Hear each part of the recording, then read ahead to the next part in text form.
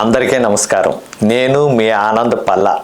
ఈరోజు మీ ముందుకు తీసుకొస్తున్న అంశం రాష్ట్రంలోని జన సైనికులు 2024 ఎన్నికల్లో ఏ రకమైనటువంటి విపత్కర పరిస్థితులు ఎదుర్కొంటున్నారు అనే అంశం. రాష్ట్రం సంయుక్త ఆంధ్రప్రదేశ్ 2013లో విభజన జరగడం, అప్పటి నుంచి ప్రత్యేకంగా ఆంధ్ర రాష్ట్రంగా విభజన ఏర్పడడం, అయితే 2014లో మొట్టమొదటి రాష్ట్ర ఎన్నికల్ని మనకి రాష్ట్రంలో నిర్వహించుకోవడం. అయితే రాష్ట్ర ఎన్నికల్లో ఒక విచిత్రమైన పరిస్థితి చోటు చేసుకుందని చెప్పచ్చు. ఎప్పుడూ లేని విధంగా జాతీయ పార్టీల పాత్ర లేకుండా కేవలం ప్రాంతీయ పార్టీలతోనే 2014 ఎన్నికలు మనము దాన్ని ఎదుర్కోవడం. ఎందుకనే అంటే అప్పుడు దాకా మనకి తెలుగుదేశం కాంగ్రెస్ పార్టీల మధ్య సంయుక్త ఆంధ్రప్రదేశ్లో, అలాగే ఒక 2009లో మాత్రమే మన ప్రజారాజ్యం పార్టీ కూడా మనకి పోటీలో పాల్గొంది. అయితే ఈసారి కేవలం 2014 ఎన్నికల్లో ఓన్లీ ప్రాంతీయ పార్టీల మధ్య పోటీ.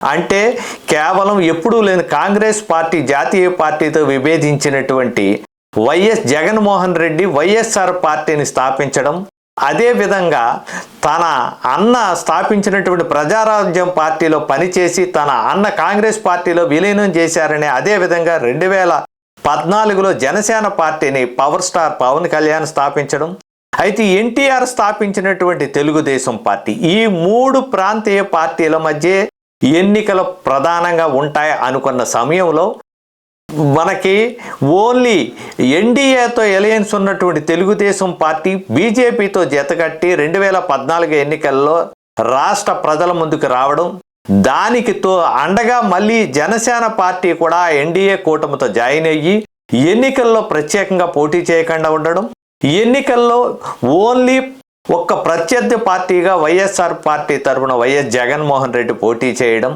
మనం చూసాం. అయితే ఆ ఎన్నికల్లో పవన్ స్టార్ పవన్ కళ్యాణ్ మద్దతు ఇచ్చిన, బీజేపీ మద్దతు ఇచ్చినటువంటి తెలుగుదేశం పార్టీ అనూహ్యంగా విజయం సాధించడం, ఆ యొక్క 2014 నుంచి 2019 సంవత్సరం వరకు వాళ్ళు తెలుగుదేశం పార్టీ పరిపాలన చేయడం మనం చూసాం. అయితే ఈ యొక్క ఎన్నికల్లో పోటీ చేయకుండా కేవలం ఎన్డీఏకి మద్దతు తెలిపినటువంటి జనసేన అధ్యక్షుడు పవర్ స్టార్ పవన్ కళ్యాణ్ ఆ యొక్క యువతని పార్టీని బలోపేతం చేయడానికి మాత్రమే కృషి చేయడం 5 సంవత్సరాలు. అయితే ఈ 5 సంవత్సరాలు ప్రశ్నించే ఒక పార్టీగా మాత్రమే నేను పనిచేస్తాను అని అధికారంలో భాగస్వామి అవ్వడం కానీ ఎక్కడా కూడా పాలు పంచుకోకుండా తను ఇండిపెండెంట్గా నిలవడం. అయితే ఈ స్వతంత్రంగా నిలిచినటువంటి వ్యక్తి 2019లో మళ్ళీ తిరిగి తను స్వతంత్రంగా ఎన్నికల పోటీలోకి నిలబడ్డం.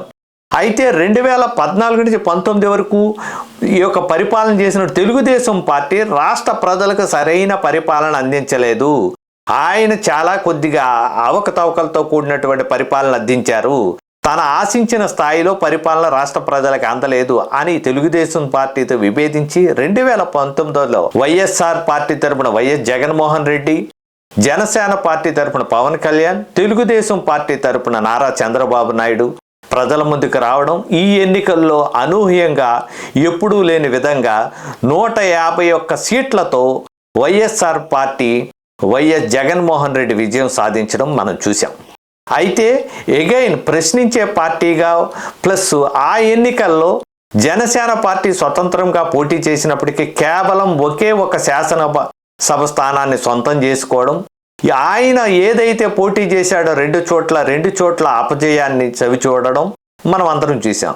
అయితే ఒక్కసారి పోటీ చేసినప్పుడు అపజయాన్ని చూసినప్పటికీ కూడా రాష్ట్రాన్ని విడవకుండా రాష్ట్ర రాజకీయాలతోనే పనిచేసి రాష్ట్రంలో మరింత జనసేన పార్టీని బలోపేతం చేయడానికి కృషి చేయడం మనమందరం చూసాం. నిత్యం ప్రజల్లో ఉండడం, అలాగే ఒక రైతులకి అండగా నిలబడడం, ఇవన్నీ మనం అందరం చూసినాయి.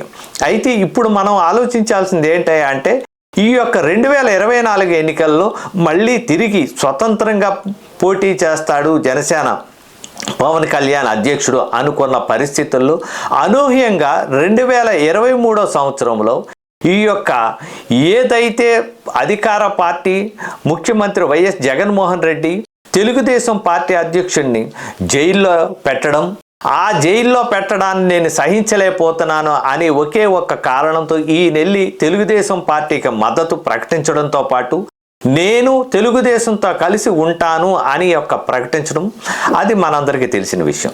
అయితే అప్పటి నుంచి ఆ ఒక్క మద్దతు ప్రకటించి తెలుగుదేశంతో ఉండడమే కాకుండా 2019 ఎన్నికల్లో ఈ తెలుగుదేశం పార్టీ ఈ బీజేపీ ఎన్డీఏ అలయన్స్తో విభేదించి కాంగ్రెస్ పార్టీతో కలిసి పోటీ చేయడం మనకు తెలుసు. వాళ్ళ మద్దతుతో కలిసి పోటీ చేయడం, ఆ విభేదించడం ద్వారా 2019 నుంచి కేవలం కనీసం ఎన్డీఏతో తెలుగుదేశం పార్టీకి సఖ్యత లేకపోవడం, ఈ సఖ్యత లేని పరిస్థితుల్లో మళ్ళీ ఈ జనసేన అధ్యక్షుడు పవన్ కళ్యాణ్ దానికి నాయకత్వం వహించి మళ్ళీ ఎన్డీఏలో తెలుగుదేశం పార్టీ చేరేలాగా కృషి చేయడం, దాని ద్వారా మళ్ళీ 2024 ఎన్నికల్లో ఆంధ్ర రాష్ట్ర ప్రజల ముందుకి ఎన్డీఏ కూటమిగా తెలుగుదేశం, జనసేన, బీజేపీ మన ముందుకు పోటీ చేస్తుంటే దానికి వ్యతిరేకంగా వైఎస్ఆర్ పార్టీ పోటీ తరపున వైఎస్ జగన్మోహన్ రెడ్డి పోటీ చేయడం మనం చూస్తున్నాం.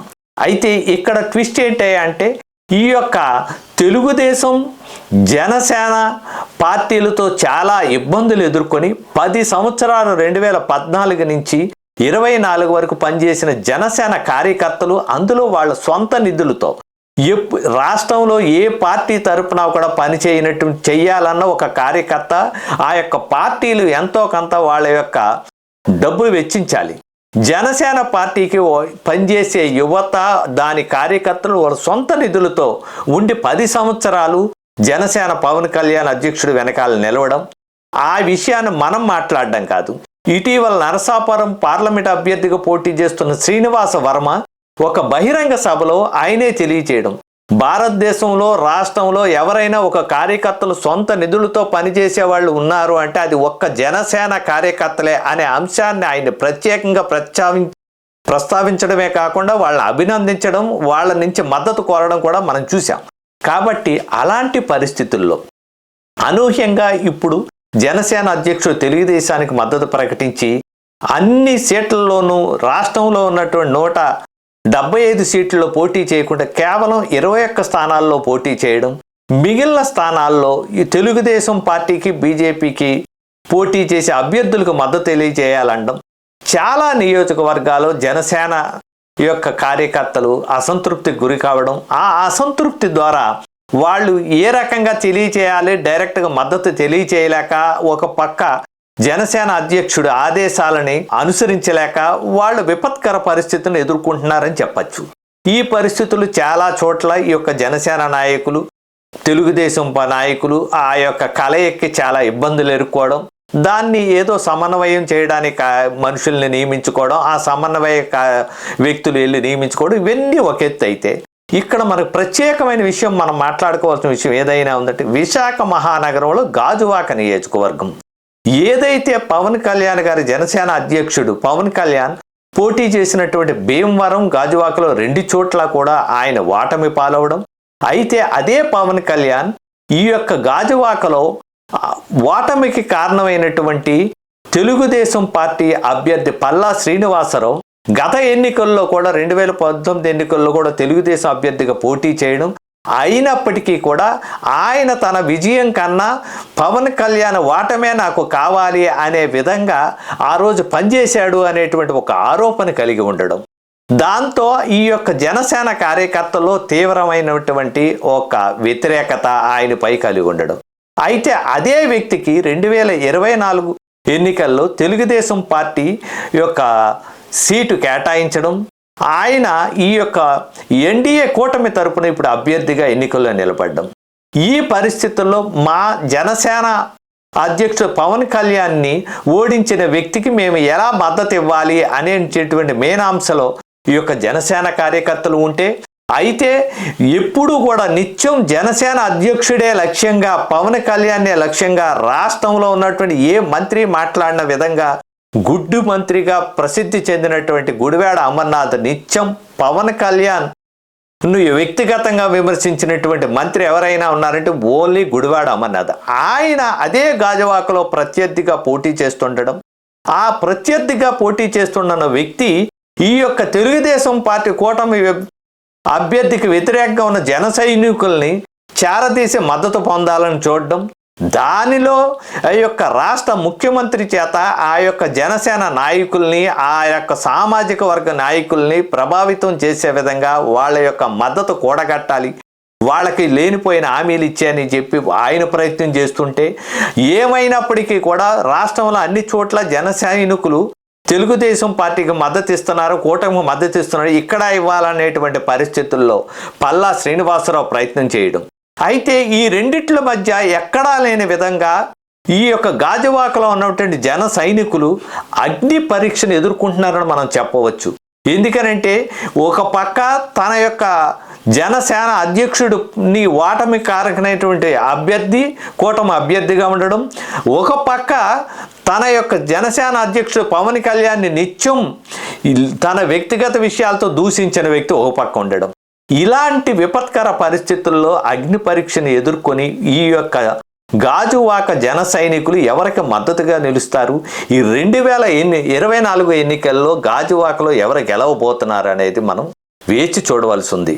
కాబట్టి ఇలాంటి విపత్కర పరిస్థితుల్లో జన సైనికులు ఏ రకంగా మద్దతు తెలియజేస్తారనేది మనం చూద్దాం. అందరికీ నమస్కారం.